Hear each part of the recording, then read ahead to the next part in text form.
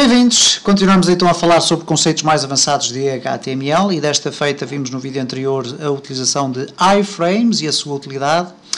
Neste vídeo vamos aqui referir um aspecto muito importante que é a utilização, por exemplo, no nosso texto, do sinal de menor que ou maior que, ok? E isto porquê? Porque reparem o seguinte constrangimento. Vamos imaginar que nós temos que utilizar aqui um parágrafo e escrever que o valor 0 é menor que 10, ok? E agora vou fechar aqui o parágrafo. Ora, vamos aqui executar isto e reparem, cá está o valor a aparecer como deve ser. No entanto, nós colocamos isto dentro de um parágrafo, certo? Vamos aqui retirar o parágrafo, vamos verificar, ok, cá está isto a funcionar normalmente. No entanto, existe aquilo que são designados como os HTML entities, ok? O que é um HTML entity?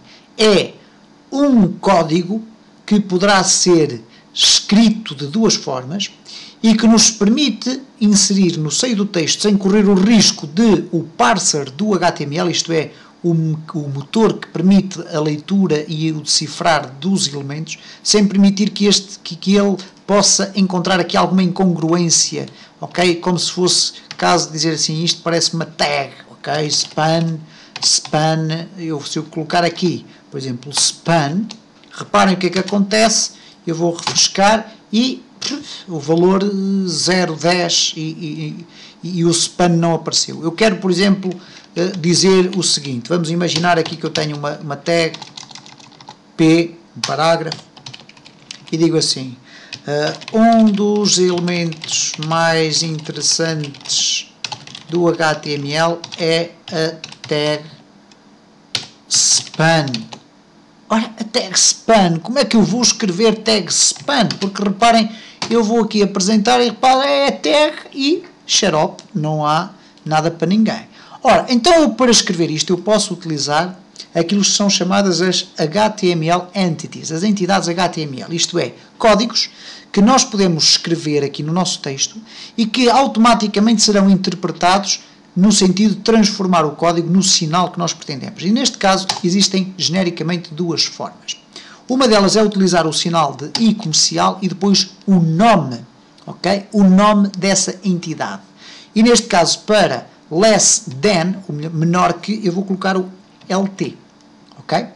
Less than. E depois um ponto e vírgula. E reparem como automaticamente aqui o Notepad++ me alterou aqui o texto para itálico, ok? Eu vou retirar daqui, ou melhor, vou colocar aqui outra entidade.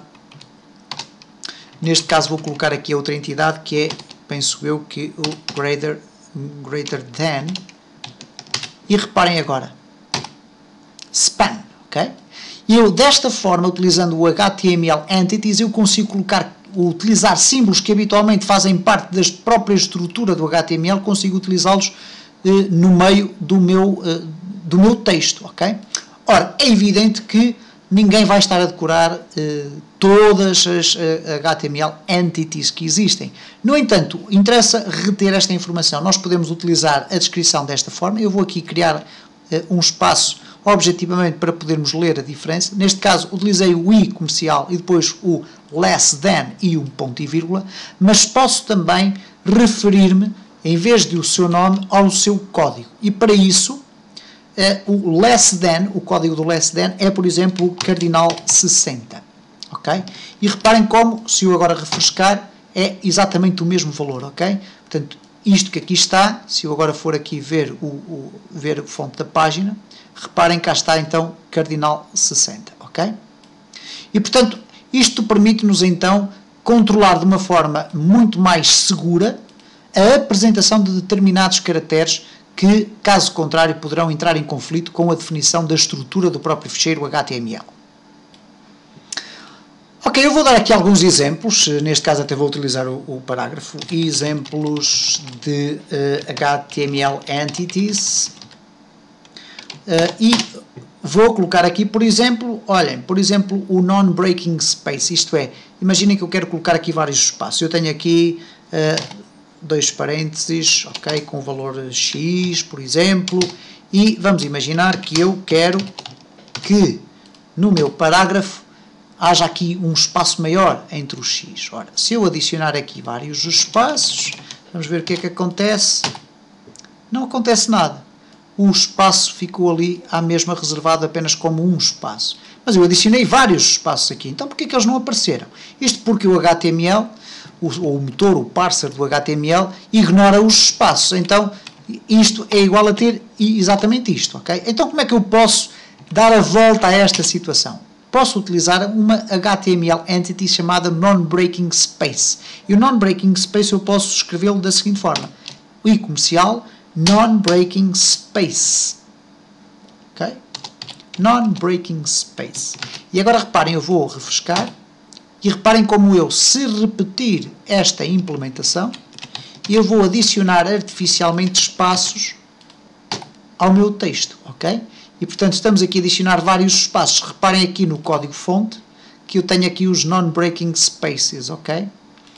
E, portanto, esta é uma forma artificial de nós arranjarmos aqui uma maneira de criar mais espaços, ok?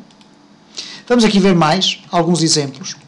E depois, no final, eu vou-vos dar uma tabela de referência, ou pelo menos uma hiperligação para uma tabela de referência. Já vimos o less than e o greater than, mas vamos imaginar que nós queremos utilizar simplesmente o comercial. Ora, o comercial já estava a ser usado aqui para fazermos aqui a chamada das HTML entities. Então vamos usar o comercial da seguinte forma. Colocamos o e depois definimos AMP. Ok? E o AMP vai fazer simplesmente isto. Cá está a apresentação do comercial. Ok? E eu penso que toda a gente está a perceber basicamente qual é a razão de ser das HTML entities. Ok? São possibilidades de nós criarmos através de códigos específicos a apresentação de caracteres que podem entrar em conflito com as tags normais do HTML. Vamos dar mais alguns exemplos. Por exemplo, um símbolo muito interessante e muito requisitado que é o copyright, ok? Os direitos de cópia. Então, eu basta fazer isto, copy, e reparem o que é que vai acontecer. Eu posso até alterar aqui esta página, ou melhor, por exemplo, João Ribeiro, copy, 2012, ok? Vamos ver o que é que vai acontecer aqui. Reparem, João Ribeiro, o caractere de copyright 2012, ok? E viram como eu consegui fazer isto aqui. Eu não sei de cor, penso eu, ora, Alt 0169 é o mesmo caractere, portanto eu utilizei aqui aquilo que se chama o código ASCII. Se eu refrescar e refrescar a página, o resultado é o mesmo, mas eu sou obrigado a saber de código, ou de cor, os códigos ASCII, ok? Ora, da mesma forma que eu utilizei aqui o símbolo e copy, eu posso utilizar então os símbolos ASCII, ou melhor, os códigos ASCII. Ora, eu sabendo os códigos ASCII, e já vamos ver o que é que isso é, eu posso simplesmente trocar aqui o i por um, colocar à frente um cardinal e depois colocar o código ASCII, ok? E reparem que o resultado vai ser exatamente o mesmo. Se eu colocar o código ASCII, por exemplo, 174, eu vou ter, em vez do copyrighted, vou ter o registered, ok? É a mesma coisa que substituir isto, ok? O cardinal 174 por reg. E neste caso eu vou ter então o mesmo resultado. Outro símbolo também muito utilizado, por exemplo, eu tenho a minha marca registada, Cis4Soft, Cis4Soft, soft, e às vezes aparece aqui o TM, ok, ao fundo. Ora, vamos fazê-lo aqui. Neste caso, utilizando então aqui o HTML Entities, que é utilizar o símbolo do trademark, por isso se chama trade. Ok? E reparem o que é que vai acontecer aqui. Vou refrescar e cá está Cis4Soft Team. Ok? Ou trademark neste caso. Poderíamos estar aqui a ver muito mais símbolos. Há vários, por exemplo, o euro é muito simples. Basta colocar aqui euro. Ok? E reparem, cá está a apresentação do euro. No entanto, há sempre que terem atenção que para uma melhor utilização dos HTML entities, não há nada melhor do que ter acesso a uma tabela de referência, ok? Que contenha os códigos, quer sejam apresentados em Entity Number ou em Entity Name, e nada melhor para mostrar isso do que este endereço que eu vou aqui deixar, ok? E que poderão encontrar facilmente aqui no W3 Schools, que é o endereço das referências ISO 88591, que é uma tabela de referência que contém os caracteres reservados em HTML, ok? Estes caracteres que nós temos mais dificuldade em utilizar porque podem entrar em conflito com as tags de HTML, têm então aqui os seus Entity Numbers ou Entity Names, ok? Portanto, reparem, o espaço tem aqui o Non-Breaking Space, como nós podemos ver.